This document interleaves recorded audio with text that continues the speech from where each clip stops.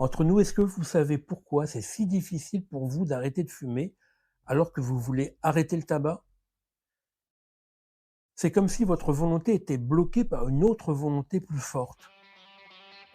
Et souvent, on retrouve les mêmes raisons évoquées par les fumeurs pour expliquer pourquoi, malgré tout, ils continuent à fumer. Alors, je me demande si vous allez vous reconnaître dans certaines de ces raisons. On me dit souvent, je fume parce que j'aime fumer. Ou la cigarette m'aide à supporter des moments difficiles, le stress, etc. Ou au contraire, fumer me permet de mieux me concentrer, de mieux travailler. On me dit aussi, je suis dépendante de la nicotine, je crains les symptômes du manque de cigarette. Ou si j'arrête de fumer, je vais grossir.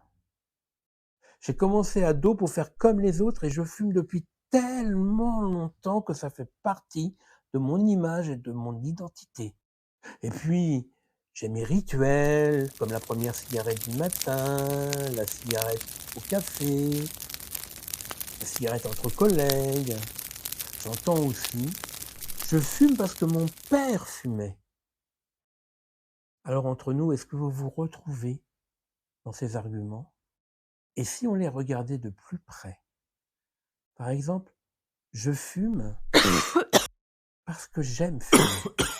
Je me demande si vous avez oublié vos premières cigarettes. Comment votre corps a été agressé? Comment votre poumon a été agressé? Comment vous avez fait pour vous habituer à cette douleur-là?